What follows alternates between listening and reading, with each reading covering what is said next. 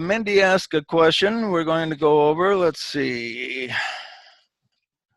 Find my notes on that.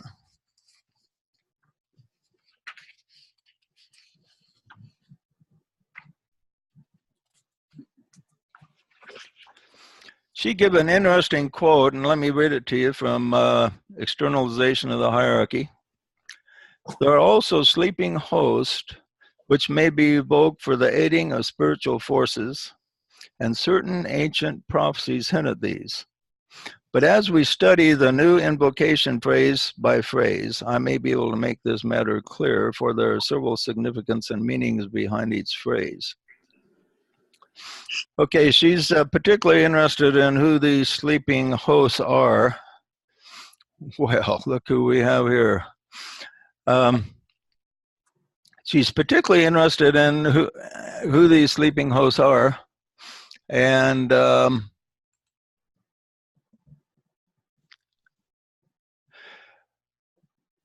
but before I get into it, anybody got any ideas?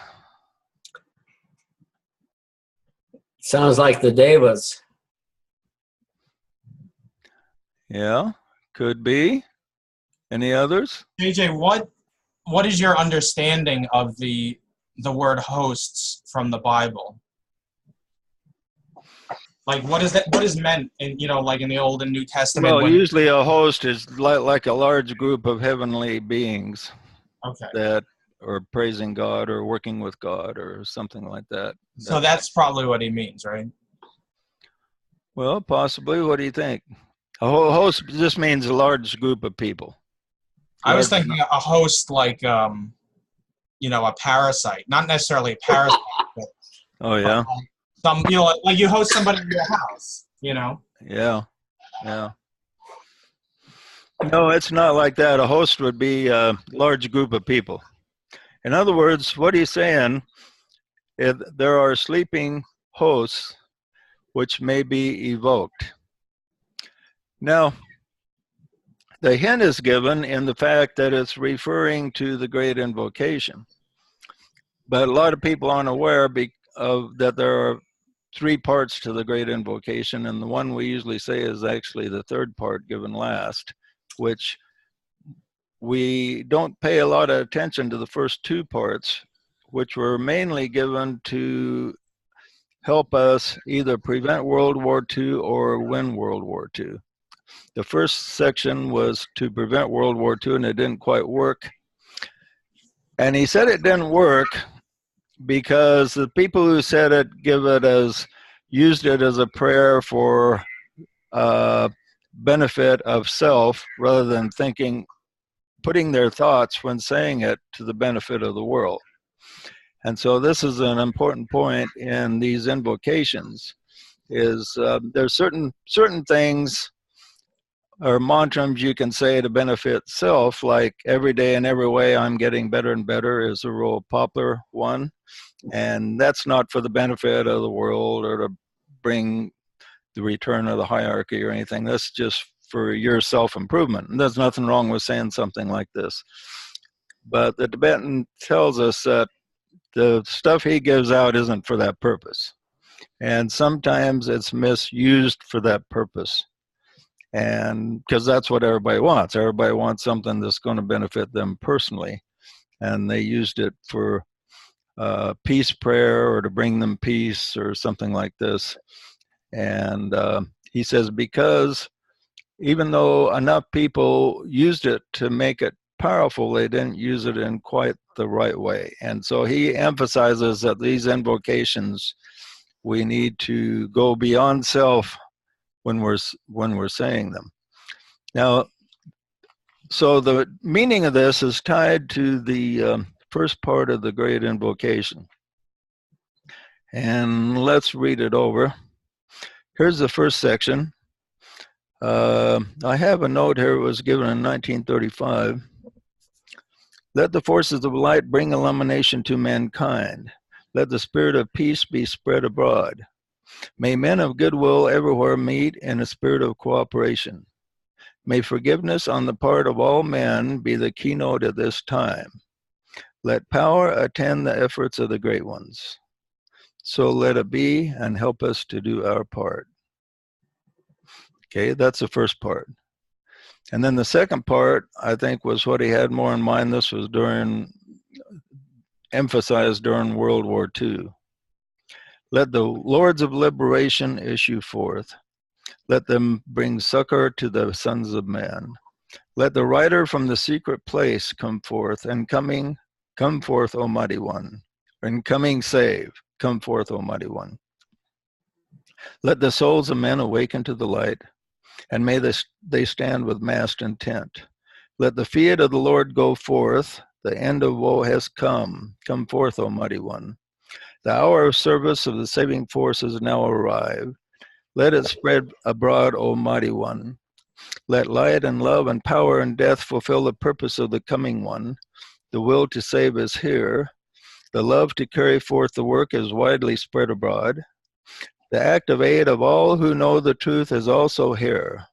Come forth, O mighty one, and blend these three. Construct a great defending wall. The rule of evil now must end. Okay, and that was more successful. He said an appeal went forth and actually was heard by extraterrestrial entities that give a saving force in the way that he said that they clouded the minds of the German scientists, so they were not able to develop atomic bomb, and they sent enlightenment to the minds of the Allied scientists so that they could develop the atomic bomb. And that was one of the ways that these Lords of Liberation assisted. And so the sleeping host refers to entities which can be invoked. The power of invocation is very strong, and people don't realize how powerful it is and how it can be used.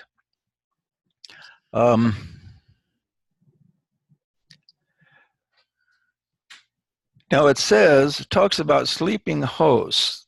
You got any idea why he uses the word sleeping? Anybody got any idea on that? Not conscious, not spiritually conscious. Okay, Asaf, what'd you say? Not spiritually conscious. Not exactly. Rick, what's your comment? They are meditating. Okay.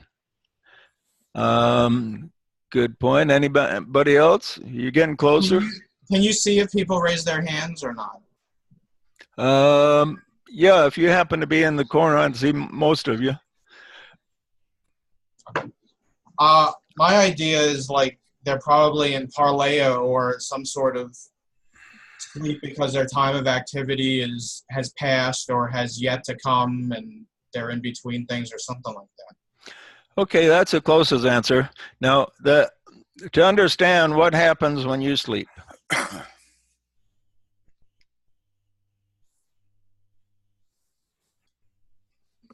When you're sleeping to something, when you're sleeping to the material world, are you aware of it? No. No, you're not aware of it, are you? You're in your dream state and you're aware of what's happening in your dream, but you're not aware of what's going on in the room where your body is. Now, it talks about these sleeping hosts. They're sleeping to something. What are they sleeping to? They're not aware of our physical reality. Right. Edward's got right on the nose there. They're not aware of our physical reality. They're sleeping to us. But they're awake somewhere else. What are they awake to? They're awake on their own plane of activity. Right. These guys, these sleeping hosts, which are very highly evolved beings, and he calls them the Lords of Liberation. And they're sleeping to us. They're sleeping to us to the extent that they're not paying any attention to us because we're not important to the world where they exist. and they're completely active on their own plane, wherever that is. It may be the DK doesn't really go into what plane they're from, but they're up there quite a ways, and they're sleeping. And he says there are sleeping hosts which may be evoked for the aid of spiritual forces. Okay, so think about that. How can we go about evoking, or probably it's more correct to say invoking? How do we go about invoking these lords of liberation, these that are asleep to us? How do you wake somebody that's asleep? You send a powerful message. Right. So if Larry there is asleep, falls asleep, and we shout, "Wake up, Larry!" then he goes, oh, what's going on? Who is that calling? And so this is what we can do with the Lords of Liberation. They're not paying any attention to us. They're asleep to us. And if we need them, we can send out an invocation. Just one person won't be enough. It has to be what the Tibetan calls massed intent. So we have to get a group of people together and focus on being on mass intent of joining our forces, joining our thoughts to invoke these entities.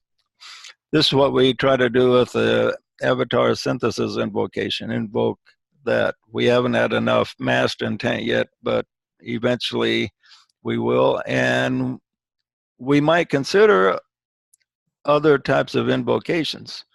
The Lords of Liberation, it says, the rider from the secret place comes forth.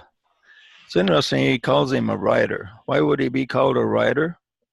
Maybe he rides from one dimension to another, from one plane to another, these different Lords of Liberation. And when he dips down close maybe to the physical plane and he hears an appeal to his services, he thinks, well, maybe I can be of service to these people. And now this is what the molecule will also do, is it will invoke a higher entity, and the Tibetan indicates that higher entity will be the masters themselves as a group, will share the consciousness of the molecule, and the molecule will quite possibly be the physical externalization of the hierarchy. Because I was surprised to read something last week that I had never really caught my attention before, that he says externalization of the hierarchy won't happen by one taking physical bodies, but by some type of group externalization. And so I found that to be very interesting.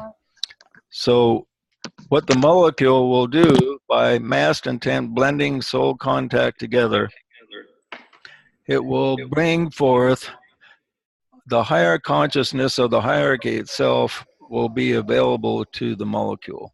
So that's an interesting thing to contemplate.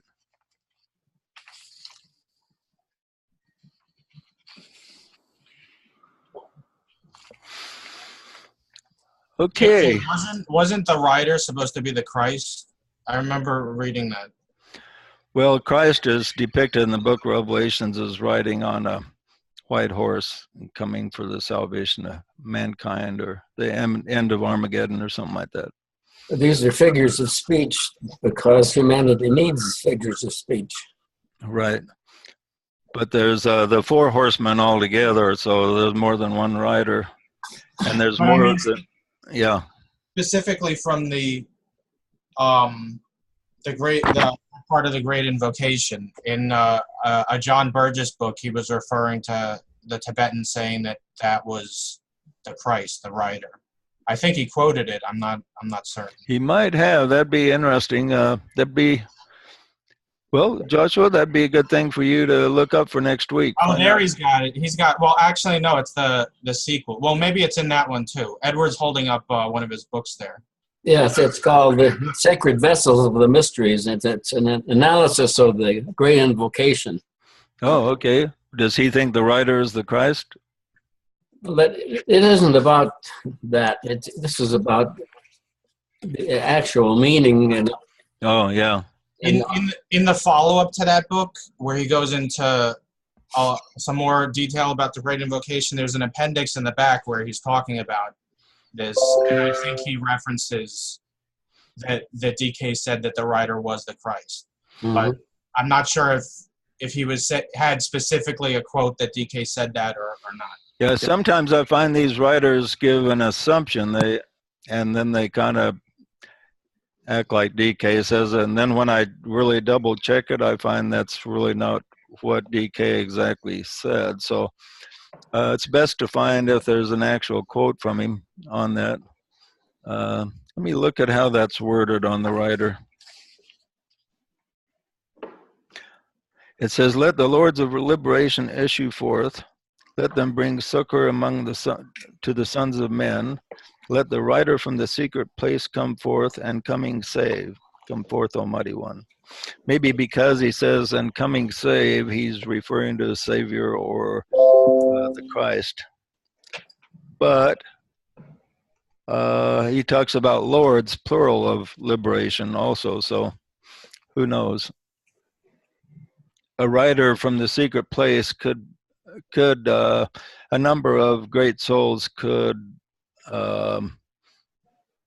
fit that description, but he could have been referring specifically to the Christ too. I've never seen an actual quote on that. So if anyone finds an actual quote, well, let us know about it. No, if I get time, I'll check it out. And he also says that some of these things aren't meant to be taken literally, but to ponder on them and see what comes.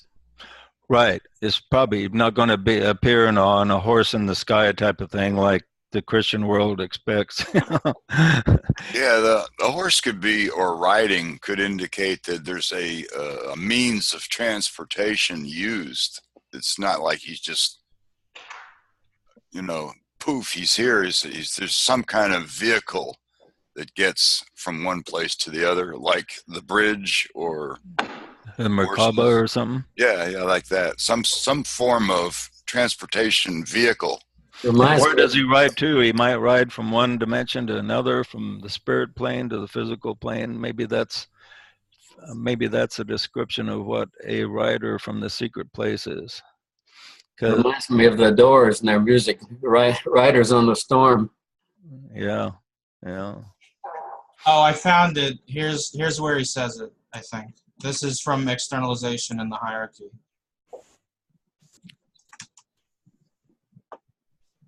I posted it on the side chat thing there. Oh, did you? Yeah. Okay. That's from page 350. 350? I don't have that handy here. Okay, we'll check that out. You want to read it to us? Do you have it? Yeah. It says, "It is these which I would ask you to have in mind from now until the Wesak moon and on until after the June full moon. Is that the full moon that the Christ can and will use this invocation, provided the will of the people permits. At that time, he will attempt to reach the Lords of Liberation and evoke their response to the focused will of the spiritually minded people of the world, the aspirants, disciples, and initiates.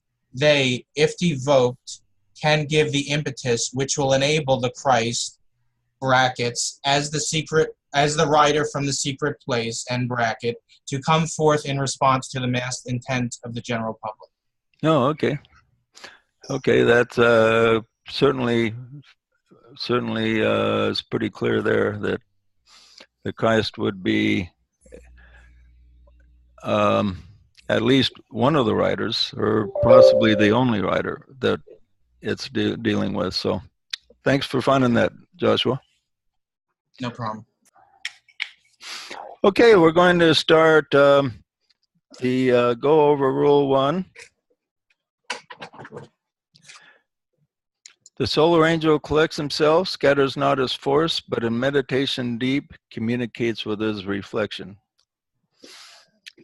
Some of the current people are complaining about the Tibetan being sexist. He says solar angel collects himself. I suppose somebody rewrote that in today's world. They'd say itself or himself or herself, or this correction of the language, I think, makes communication just more complicated. JJ, you're behind the times. It would be Z now. What's say? You'd have to call it Z. Yeah. Or cis. Yeah. CIS. A lot of people don't understand that mankind refers not just to man, the male energy, but to both the male and the female energy. Yeah, and until recently, if you say he did this, it could be he or she. But now they're trying to make it more complicated to write. I know when I'm writing, there's sometimes there's no way to avoid either using one gender or the other specifically. So I just use he because that's commonly accepted to refer to he or she. Recently saw DK refer to Madame Blavatsky as he. Yeah, he refers to Alice A. Bailey and Madame Blavatsky as brothers.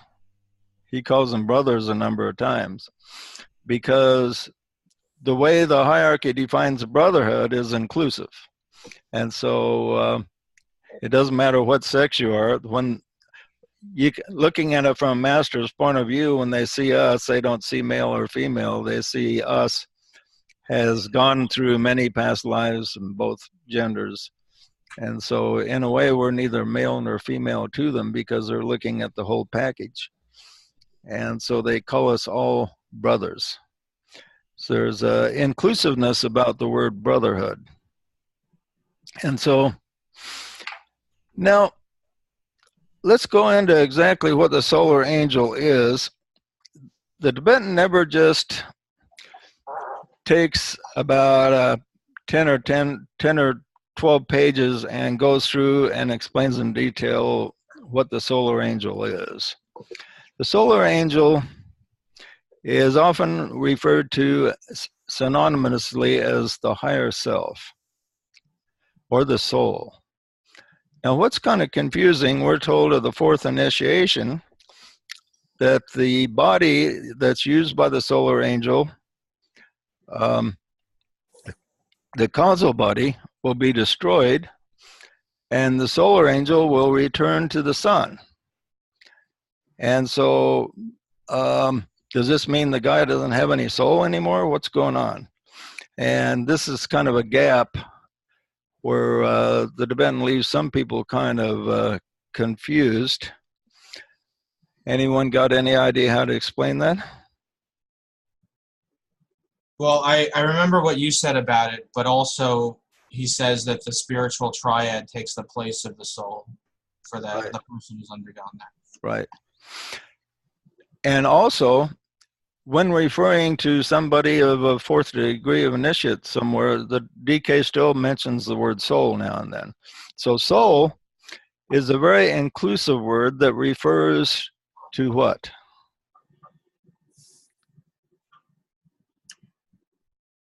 What does it really refer to? What all does it include? It's the reincarnating ego, the Atma Buddhi Manas. Right. So even if you're fourth degree initiate, you still have a soul, but it's on a higher level. And what happens to the soul when the person reaches a fourth degree initiation and the causal body is destroyed? The solar angel returns to the sun. What the solar angel really is you could call it our mother in heaven in Mormon language. It's a nurturing entity that became a master in a past solar system and resides as a solar life.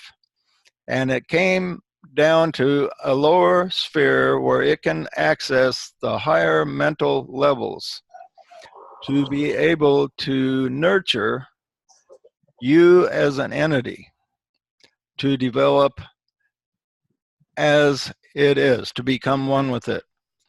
And then when you become one with the soul, what happens?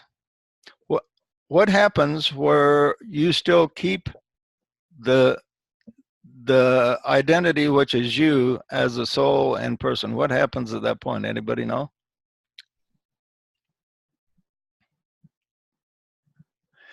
What happens is the person becomes soul infused. In other words, the personality, which is Larry there, which I'm looking at right now, the personality blends with the soul and becomes one with the soul. So in other words, your soul essence joins with your personality essence. So you as a person walking here upon the earth becomes one with the soul.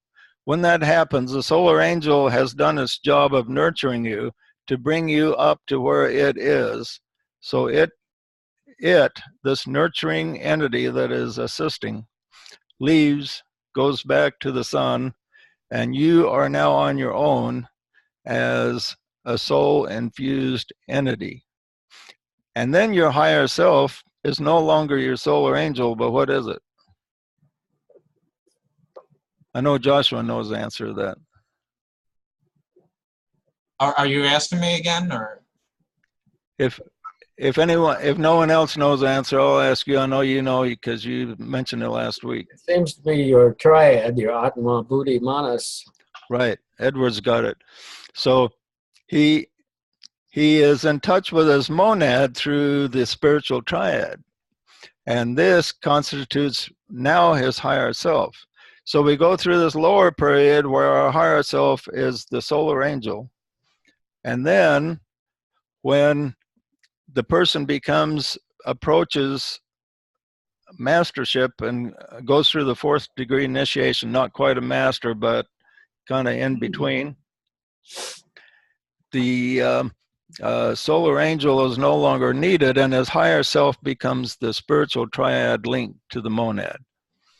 And as the Tibetan talks about, this is what happened to Christ, and the monad was his personal father in heaven.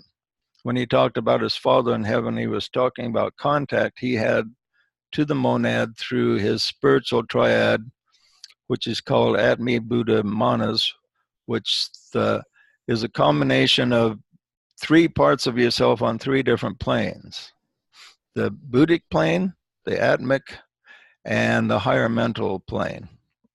And this higher mental plane is extremely important because it is a connecting link between all things higher and all things lower in the 7 planes of the cosmic physical plane.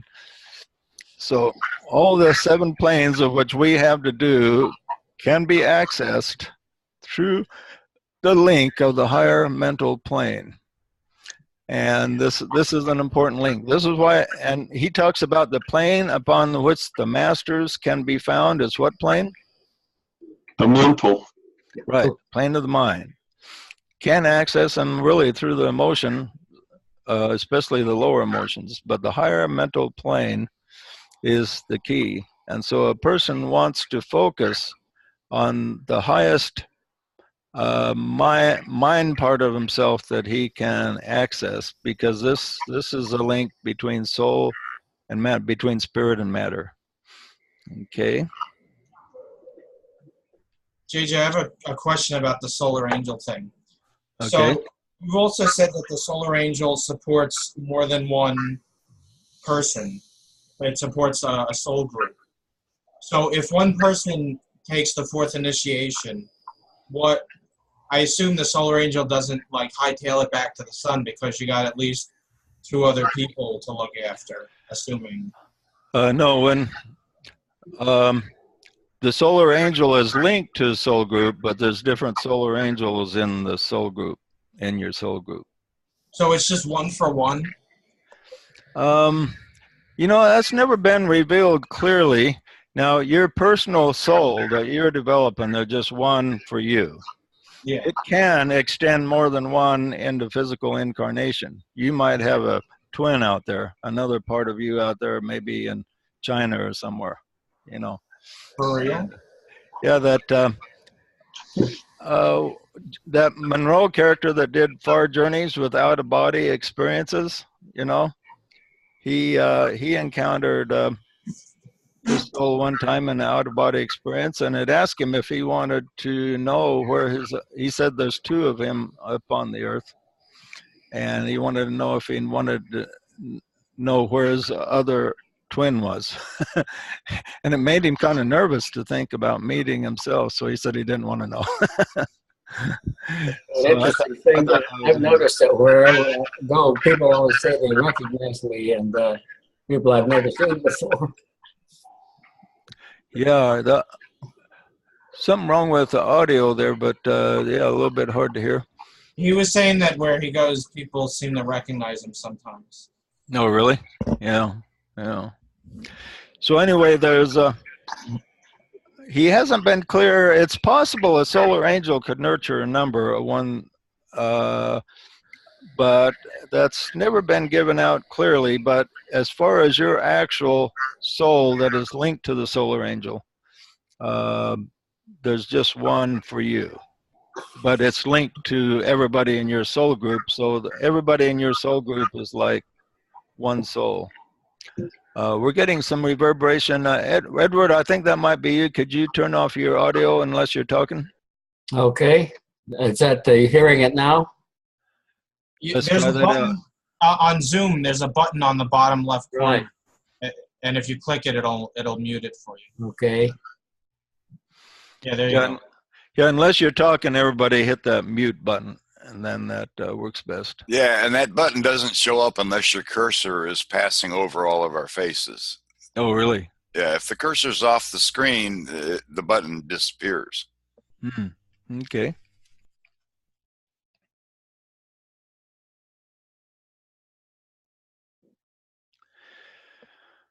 Okay, now, before we get into this, how many have done some reading in this chapter?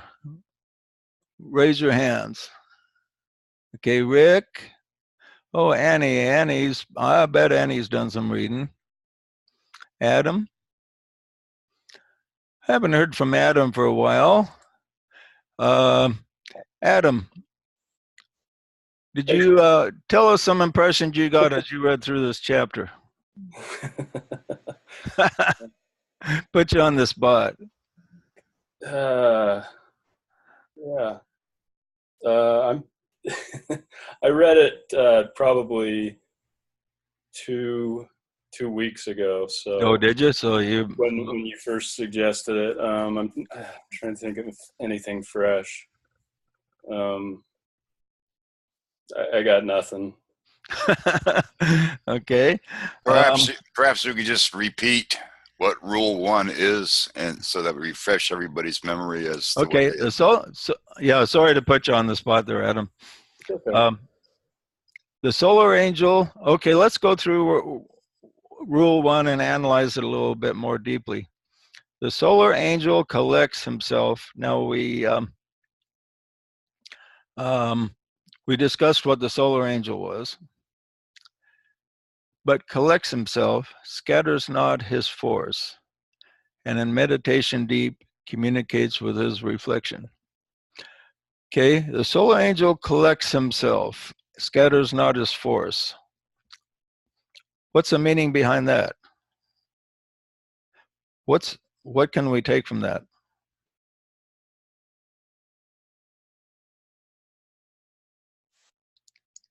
That the solar angel is scattered in his normal work and now has to collect himself for a specific purpose. That may be true to a degree, yeah. So in other words, the time has come when we remember we talked about how we approach the Lords of Liberation. We can invoke these higher forces. They're asleep.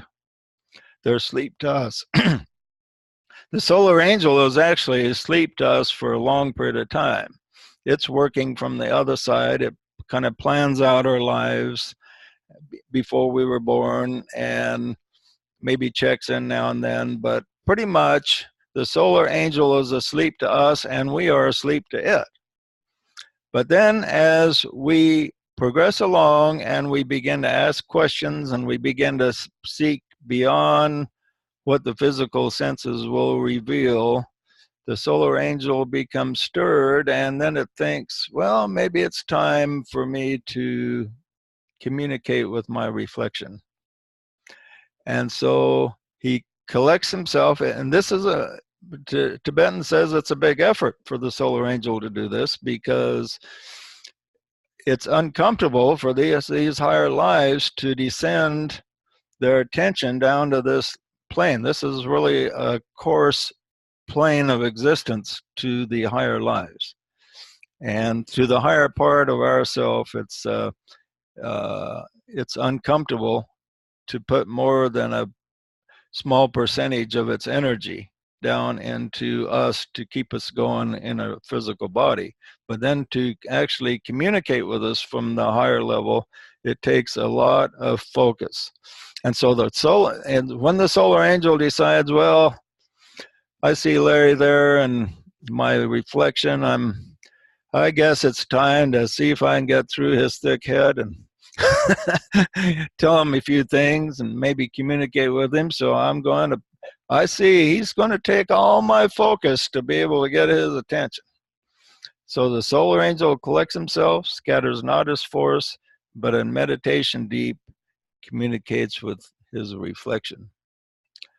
Why are we called his reflection?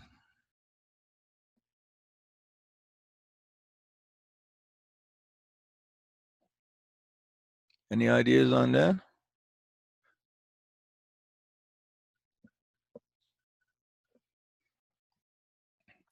We're called his reflection because we really are. We're a reflection of the soul. To understand it, one of the clearest ways to understand it is to think of your dream world. When you go to sleep, a part of your consciousness, not all of your consciousness, but a part of your consciousness is reflected into the astral sphere. In the astral emotional sphere, the emotional part of yourself is extended into the dream world. And in the dream world, when you are in your dream world, you're not aware of your real physical self. You are only aware of yourself in the dream world. You're not aware that you're a creation, an extension, a reflection of the guy sleeping there in the bed. You're not aware of that in the dream world. Now, let's suppose that you think, well, I spent a lot of time in this dream world, so maybe it would be nice if I could participate in it consciously. Has anyone ever heard of vivid dreaming? Yeah. If you want to be a vivid dreamer, what do you have to do? You have to pay attention to your dreams carefully and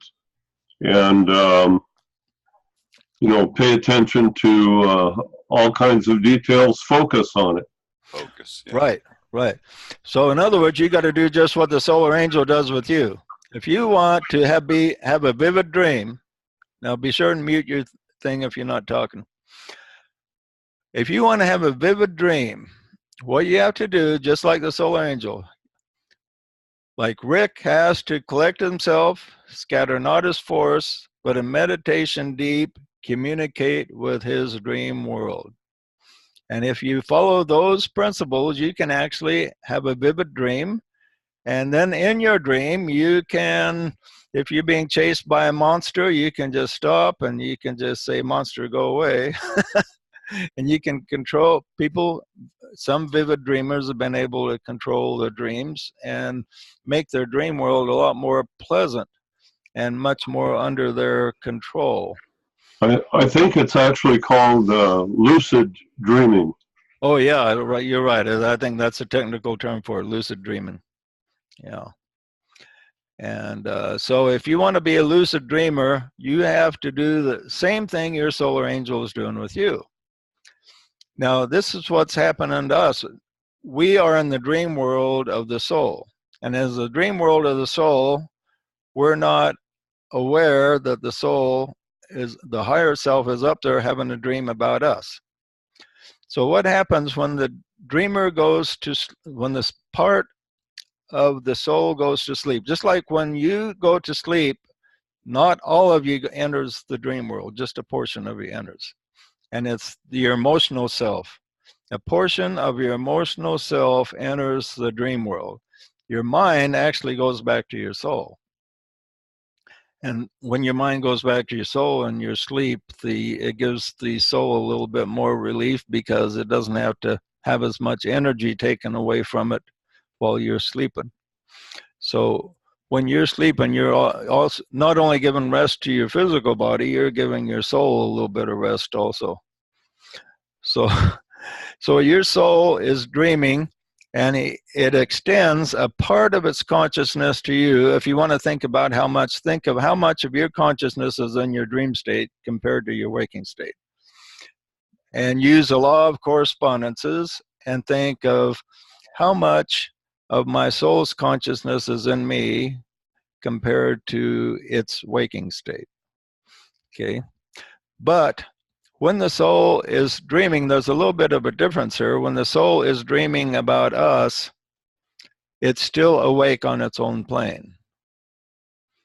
Now, when we are dreaming, a part of us is awake on its own plane, but even a higher plane. It returns to the soul. The mental part of yourself is awake more than when you're awake in the physical body. So it's an interesting set of correspondences going on there. And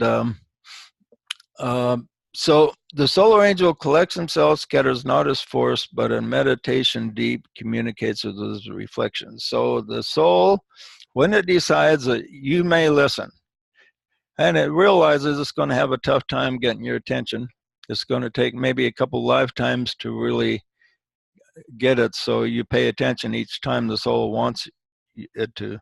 Just like the lucid dreamer. The lucid dreamer takes a lot of work, and then he may have a lucid dream one time and then regular dreams for quite some time, and then he has to put a lot of attention on to be able to be a lucid dreamer all the time. Anybody in this group a lucid dreamer, by the way? Okay, don't have any? I went through a time when I focused on that and ended up with several lucid dreams. But like you said, it takes a lot of focus. Right. A lot of attention. Right. I have had lucid dreams. There are at least 3 levels of dreaming, of course, and lucid dreams come occasionally. Mm-hmm. JJ, do you see those pop-ups from the chat? Yeah. Oh, from Troy. Oh, I love lucid dreams. Troy, do you have lucid dreams then? How often do you have them, Troy?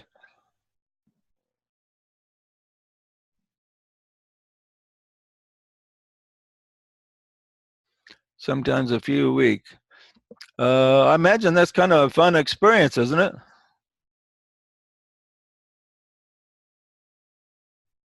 Absolutely, he says. Okay, well, thanks. Too bad you don't have audio. We'd be interested to hear some of your experiences. Yeah, the lucid dreams would be fun to have. I haven't put a lot of attention on. I've had a couple that are lucid. One of my most interesting lucid dreams was I was dreaming for a while that I was being chased by this monster, and he kept getting me cornered, and then I'd wake up, and then one time he got me cornered and I didn't wake up, and I thought, well, the only thing I've got to go now is I've got to fight this monster, even though it looks like I don't have a prayer. And I started to fight him, and I found out I was a lot stronger than him, and I just beat the dickens out of him. And I felt really empowered after that. It's like almost like I was beating my dweller on the threshold or something. Anyway. Well, in my lucid dreams that I had, one characteristic stood out. I found that I was really dumb in my lucid dreams. It was like I was there, but I was half awake. And obvious things would go by and I would miss them. And later, when I thought back about it, I would realize I missed that. but it seemed like I failed to observe obvious things, and that was quite common when I had lucid dreams, like I was half awake. Huh. Okay. Now, the Tibetan gives several statements related to this particular rule. And this is what we want to do in following this rule is make the initial connection. We all want to make the initial connection. So if we are true students and seekers trying to find the spiritual path, that means that we probably, all of us here, have sent out signals to our soul that, hey, we think we're getting ready for communication with you. So this means that the soul, our souls have been in meditation deep and been trying to make a connection with us.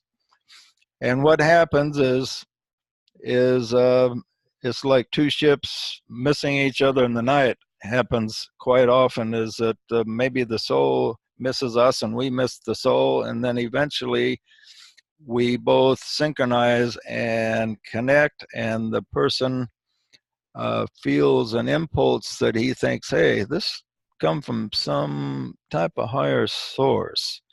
I got an impression, and I don't think it was just my mind putting it together. It was something else. And then when he pays attention to it, then the link becomes stronger, and the more he accurately pays attention to what comes from his soul, the stronger that link becomes until he is soul infused. And then he can make the next step up to direct connection to the monad through the spiritual triad. Okay, and then he gives 10 different points here that's important for this particular rule. We'll go over them and talk about them briefly. First of all, he says a white magician is one who is in touch with his soul. And this he uses the term white magician a lot. He calls it white magic because white magic and the white magician is one who uses what he calls the magical power of the soul. And so we all want to be white magicians, like Christ was a white magician because he used the soul energy to contact his higher self and his monad. And so he was able to perform miracles because of this. And we can all have miracles of some type in our own life. So the white magician is one who is in touch with the soul. So when we begin to be in touch with your soul, you are on the path of the white magician. 2, he is receptive and aware of the purpose and plan of his soul. Now, before you were born, that which is you and your soul were one. Just like when you're awake from a dream, you're no longer in the dream, but you're just you and your body. You know, you're just one entity. You don't think, I am me and I am the guy in the dream. You don't think that anymore because you're not dreaming anymore. So before you were born, you were one with your soul. And you planned out, you examined all your past lives, and then you planned your next life. And in your next life, you had certain things you wanted to accomplish. And to find out what those things are accurately, we need to be in touch with our soul. Okay, and we need to get impressions as to what the plan of our higher self was. And remember, our higher self is really us. So it's us. It's like you had a plan of what you wanted to do and then got hit on the head and got amnesia. And you need to remember what that plan was. And in the movies, of course, where people get amnesia, they slowly get impressions as to what they're supposed to know. And this is kind of the way we are linked with our soul.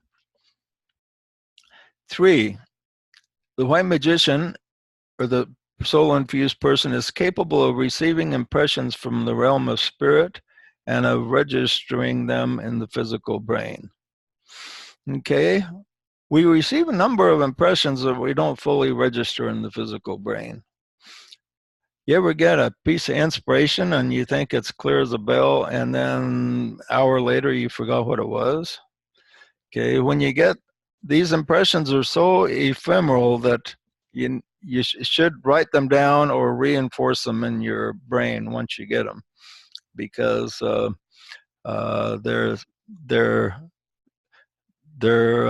it's an effort to get them lodged in the physical brain so you remember it. Okay, he stated that white magic works from above downwards.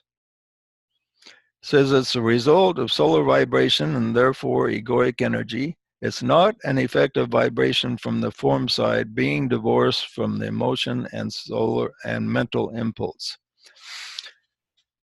So it works from above downwards because it's actually divorced from especially the emotional self and the lower mental.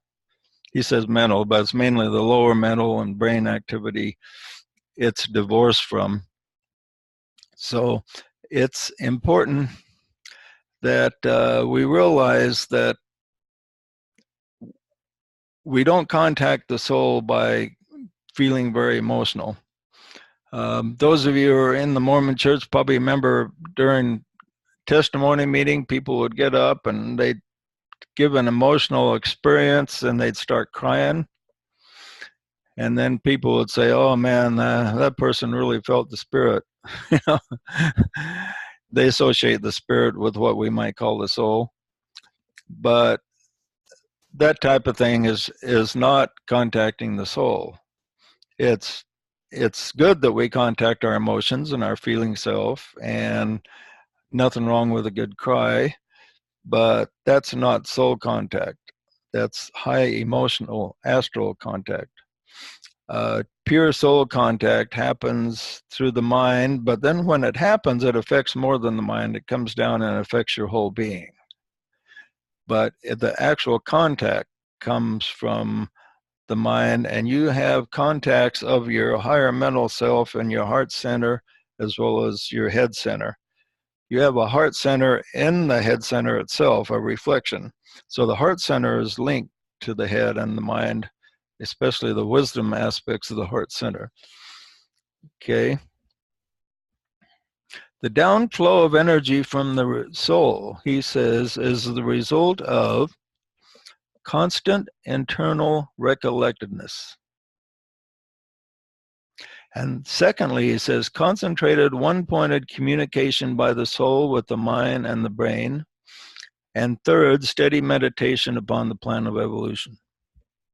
This first one is important. Constant eternal recollectedness.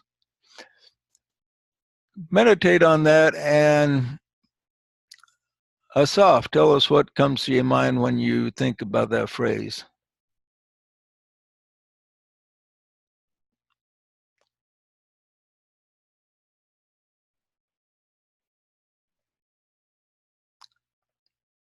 You said constant recollection?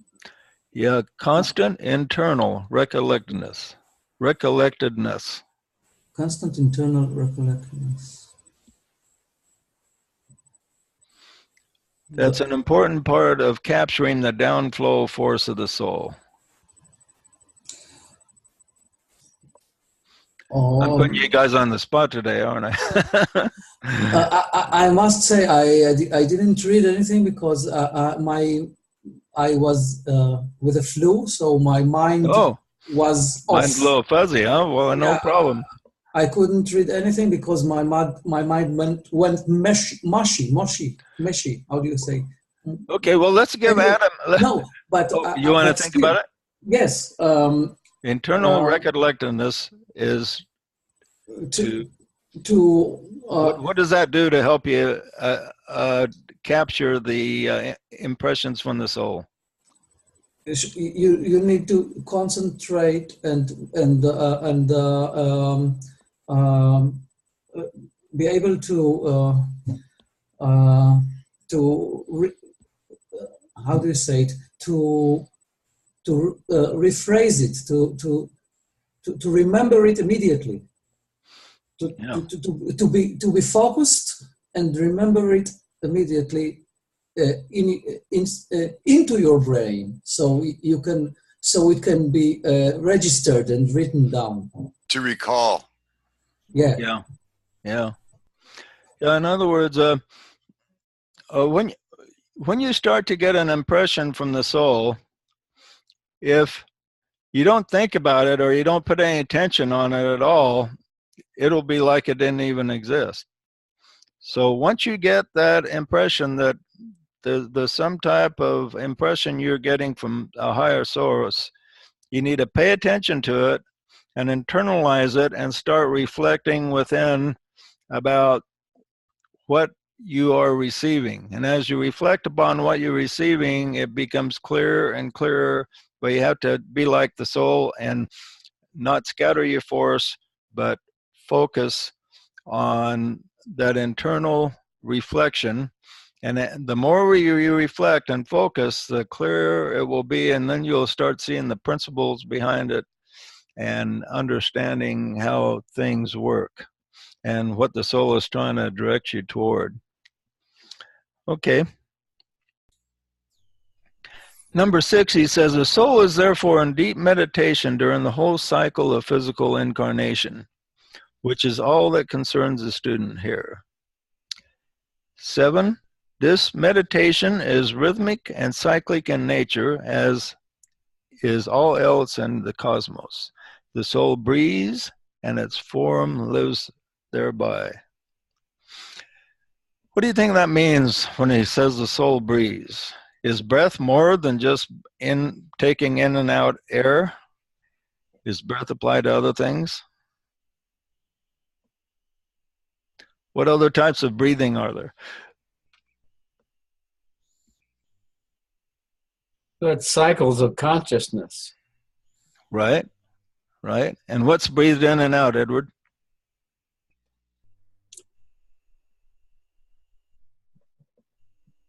The light body of the soul. Right, that's pretty close. You're good. But you cannot stay focused all the time.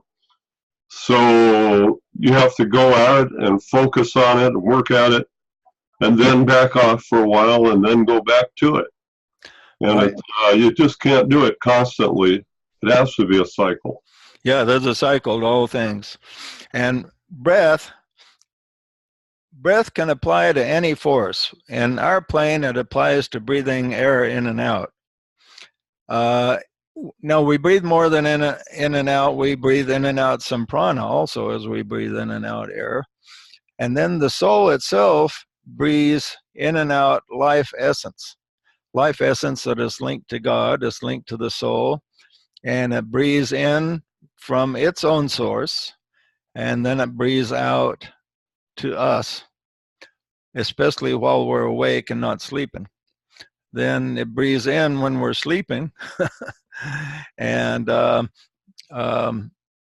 it breathes out then when we're awake. So we go through these cycles. Everything is cyclic. The fact that we are awake part of the time and are asleep part of the time is kind of corresponds to cycles in everything. The fact that we have night and day, and sleep and awake, all these cycles. And so there's times that it's easier to contact the soul than other times. And I just before the meeting started, I lost some things, and so I thought I was kind of irritated, and so I thought that was probably a bad cycle for me to contact the soul at that moment.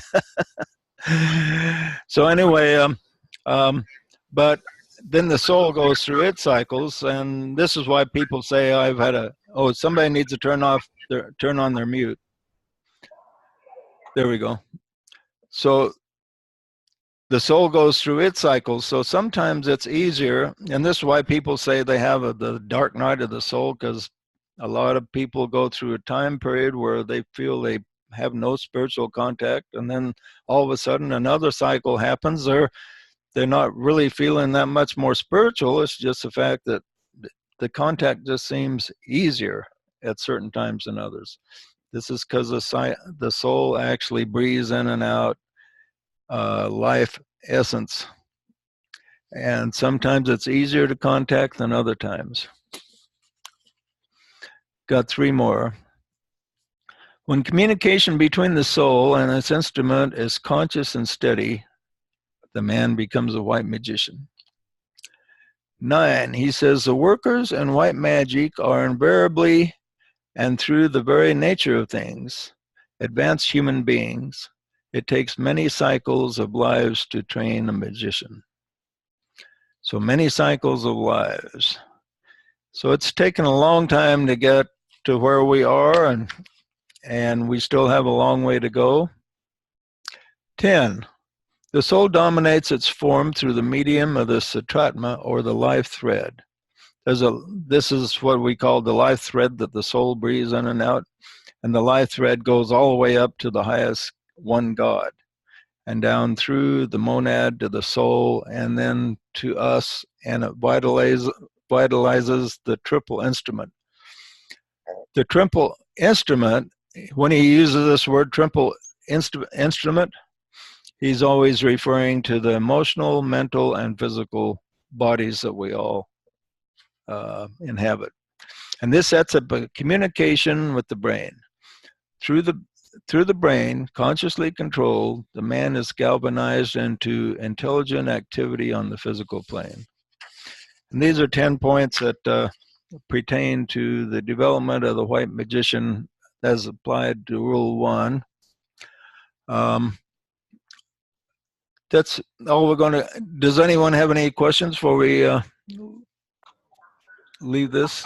Well, I have a thought. I believe that practicing lucid dreaming is actually a way of practicing how to place your consciousness where you choose. And I believe that is an essential skill to develop to become a white magician. The ability to place your focus, your concentration, your consciousness where you choose, when you choose. Yeah. Well, hopefully Troy can get his audio on so he can tell us about his lucid dreams. That would be interesting. I have an observation.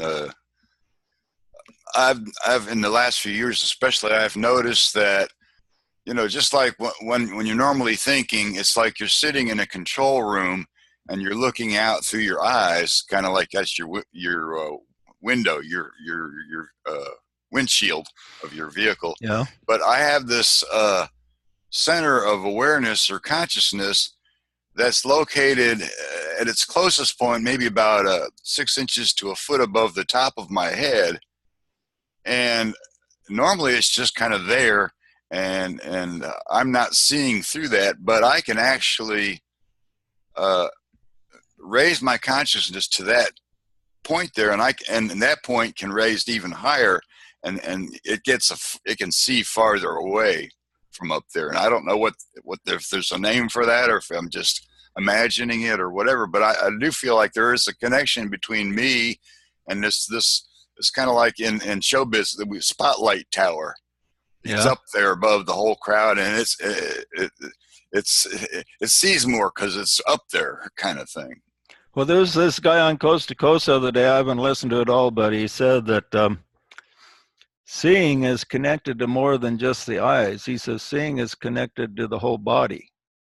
He says the whole body takes in light, and his theory is that the eyes just facilitate seeing, but we do not. We see through our whole body, is what he claimed. So I'm interested in listening to that whole thing. I just read a synopsis of it. I thought that's kind of interesting idea. I have heard about visionaries being able to see through their hands or different parts of their body, but you just never know there. Okay, any other comments? I have a question. Yes. Is the dark night of the soul the same thing as fighting with your dweller? No, not exactly the same thing. It could happen. You could kind of have a dark night if you're wrestling with your dweller over a period of time. It could be like a dark night, because if your attention is on your dweller for a period of time, if he distracts you, then you're going to have a difficult time in contacting your higher self. But on the other hand, contacting your higher self will help you to defeat the dweller. And when the dweller is defeated, then you that dark night goes away. But you can have a dark night where you're not even dealing with your dwellers, just the fact that you just don't seem to have any contact with anything good or bad. There's just nothing out there, is what also referred to as a dark night. But a person can go through, there's just not one dark night. The dark nights kind of go in cycles also. So in each lifetime, you're going to have kind of a cycle or two of a dark night. And as well as you might go through a whole lifetime where you have where you're pretty much on your own. Maybe your soul puts you in that situation, so you will learn to appreciate the connection in your next life. So you just don't know. This is why the DK says it's important for us, once we get some soul contact, to get a accurate impression of what the soul has planned for us. And you can kind of get that feeling if you think about it, just to think about your life and where it's gone and where you feel you should be headed. And that impression that you get quite often will be what the soul wants you to know. So think about your impressions about what your life is and what you're learning.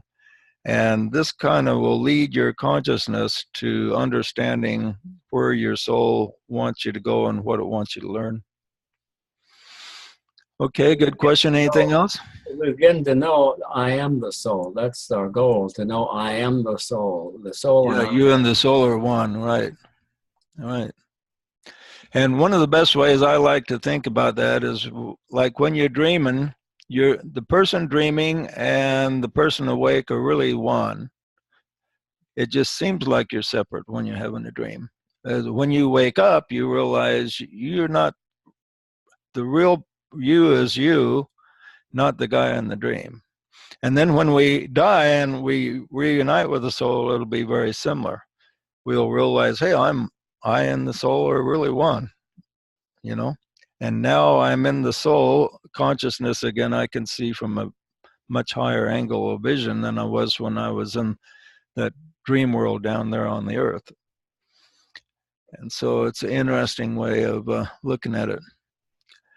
I'll make one more comment on lucid dreaming, is that the only drawback on lucid dreaming is that it takes away from the mental part of yourself that returns to the soul while you're sleeping. You have to take part of that mental self and incorporate it into your dream world. And I wouldn't do that all the time if you're a lucid dreamer, because you want to keep, you don't want to take too much mental attention away from your sleep with the soul, because this gives your soul refreshment. But it would be it's an interesting talent to be able to accomplish, and it would be quite an accomplishment to be able to lucid dream.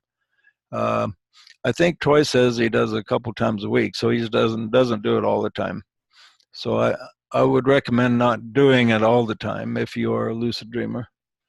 But doing it sometimes I would think would be quite beneficial.